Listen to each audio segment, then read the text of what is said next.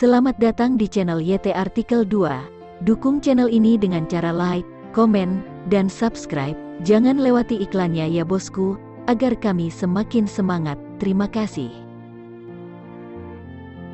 Episode 218, Kisah seorang cleaning service yang ternyata anak orang kaya. Mata Hermin bersinar, benar juga, mereka memang bersalah pada Rahman, tapi Henry tidak. Rahman sangat banyak uang, Henry adalah pamannya, pinjam uang beberapa miliar harusnya tidak masalah. Mata Samuel bersinar, jika benar bisa meminjam uang beberapa miliar dari Rahman, pasti perusahaannya bisa berjalan lancar. Ketika kita sudah dapat pinjaman, tidak usah kembalikan, siapa suruh hari ini mereka sangat jahat dan keji. Hermin berkata dengan marah. Samuel mengerutkan kening, orang punya maksud baik meminjamkan uang kepadamu, kamu malah bermaksud tidak ingin mengembalikannya, kalau begini siapa yang berani meminjamkan uang kepadamu? Apalagi ini masih saudara dari keluargamu, seharusnya perbaiki dan jalin hubungan yang baik dengan Rahman, maka kelak dia baru mau membantumu. Tapi terpikir Hermin meminjam uang untuk kepentingan sendiri. Yang disesalkan itu kata-kata yang masih belum terucap keluar. Benar, pasti tidak akan dikembalikan. Lihat selanjutnya apa mereka masih berani pamer di hadapan kita. Mia berkata dengan marah. Ibu dan anak ini sambil berbicara ternyata sudah berjalan sampai depan pintu.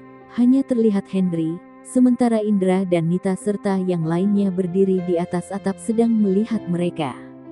Gimana kondisi kalian? Kenapa mereka satu keluarga pergi? Henry mengerutkan kening. Kenapa menyalahkan kami? Mereka selalu pamer di hadapan kita, meremehkan keluarga kita, mereka sendiri yang ingin pindah. Hermin berkata dengan tidak senang. Kepikiran sifat dari Rina, Henry sedikit percaya, tapi dia juga tahu istrinya sendiri juga susah diurus, apalagi sejak putrinya dan Samuel bersama. Dia malah suka pamer di mana-mana, lalu bilang kalau keluarganya nanti akan mengalami kemajuan pesat dan sebagainya. Tetangga melihat Samuel adalah seorang bos di perusahaan, mereka mengagumi dan iri padanya, lalu mendekati Mia dengan maksud menjilat, dari situlah muncul sifat Mia yang sekarang. Sudahlah kakak kedua memang begitu orangnya, mereka mau pergi biarkan saja. Indra sudah tahu sifat Rina, jadi dia percaya ucapan dari Mia.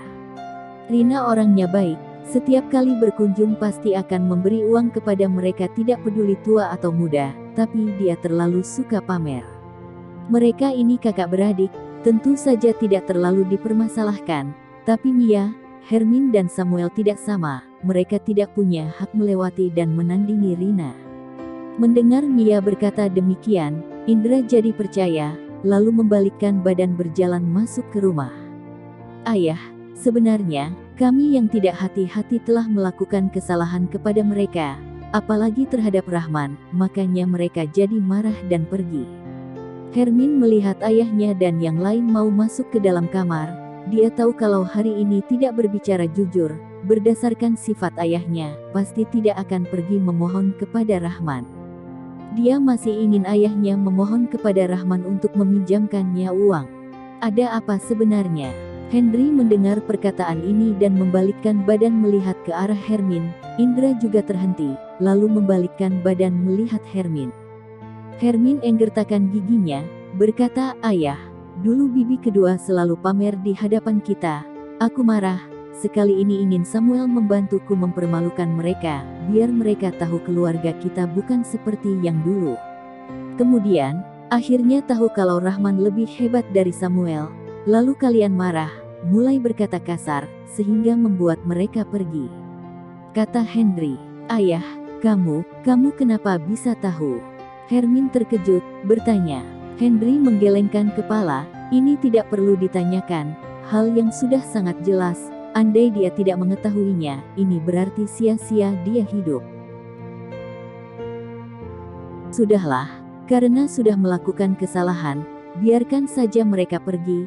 Kelak kalau mereka masih ingat hubungan saudara ini, pasti akan berkunjung, kalau tidak, sudahlah. Henry berbicara sambil berjalan pergi, dia juga tidak mau menyalahkan putrinya. yang sudah berumur 30 tahun, dan sudah dipermalukan di hadapan Rahman dan kawan-kawan. Sebagai seorang ayah, dia tidak tega melihat putri sendiri malu untuk kedua kalinya. Benar yang dikatakan kakak pertama, kakak kedua sudah menikah keluar, tentu saja sudah ikut keluarganya dan tidak bisa diatur lagi. Nita, kamu juga kembali istirahat, kata Indra. Ayah, Kak Lisa yang meminta Rahman untuk mengatur pekerjaan untukku. Sekarang mereka sudah pergi, apakah aku masih tetap pergi kerja ke kota Yuzoda? Nita bertanya kepada Indra. Indra termenung, dia mempunyai satu putra dan satu putri. Putrinya hanya lulusan SMA, uangnya tidak cukup lagi, karena membiayai putranya kuliah. Jadi dia merasa bersalah kepada putrinya. Putrinya terus-menerus ingin ke kota Yuzoda mencari pekerjaan, tapi dia berpikir putrinya masih kecil, sendirian di luar bisa sangat menderita, makanya tidak mengizinkannya pergi. Jika benar Rahman bersedia mengatur pekerjaan untuk Nita, tentu saja dia akan mendukungnya. Besok aku tanyakan dulu kepada Kak Rahman. Tenang saja, mereka baru 2 hari tidak mungkin sudah pergi. Indra berbicara sambil menganggukkan kepala. Apakah mereka menginap 2 hari di hotel? Nita bertanya. Seharusnya iya. Indra menganggukkan kepala, dalam hati ada rasa penasaran tentang pekerjaan Rahman. Lagi pula seperti apa kekayaan keluarga Rina, dia sudah tahu jelas, jika Rahman berani mengatur pekerjaan untuk putrinya, bukankah ini sangat bagus?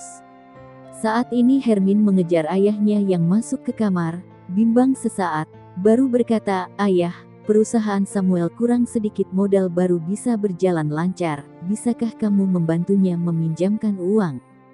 Henry tertegun, duduk di sofa dan merokok. Dia merasa dirinya tidak berguna, tidak merencanakan kehidupan yang baik untuk putra-putrinya. Walaupun orang-orang tidak mengatai dia, tapi sebagai seorang ayah, tidak bisa memberikan kehidupan yang baik dan diinginkan oleh anaknya. Dia merasa kurang bertanggung jawab dan menyalahkan diri sendiri. Hermin, ayah hanya bisa meminjam uang ke bank, tapi berapa banyak, ayah tidak tahu. Lagi pula rumah kita ini tidak seberapa harganya, bangunannya tidak banyak, kata Henry setelah menghisap rokoknya. Saat dia mengucapkan kata-kata ini, alisnya menunjukkan rasa tidak berdaya untuk membuat perubahan besar. Ayah, kamu bisa pinjam berapa dari bank? Paling banyak hanya 300 juta, sedangkan perusahaan Samuel setidaknya masih butuh 6 miliar. Kata Hermin. Kali ini Henry benar-benar terbengong, 6 miliar. Apakah dia bisa dapat pinjaman sebanyak itu? Teman-temannya semua hanya petani, anggap saja mereka bersedia meminjamkan uang, paling banyak hanya sekitar 30 jutaan, kemana dia cari pinjaman 6 miliar? Seumuran dia sekarang ini, hanya bisa menjual darah, jual ginjal tidak ada yang mau lagi. Terbengong melihat putrinya sendiri, dalam hati Henry merasa berat. Sebagai seorang ayah, dia merasa bersalah karena tidak punya kemampuan. Tapi sebagai seorang anak, kenapa sampai memaksa ayahnya seperti ini? Dalam hati Henry merasa sedih, ini putri yang sudah dibesarkannya 20-an tahun. Apakah dia sama sekali tidak melihat, ayahnya ini sudah tidak ada cara lain dan tidak berdaya lagi? Hermin, maaf, ayah tidak sanggup membantumu. Henry menarik nafas dalam-dalam, dan kelihatan seperti semakin bertambah tua, matanya penuh dengan kelelahan. Ayah, kamu punya kemampuan membantu kami.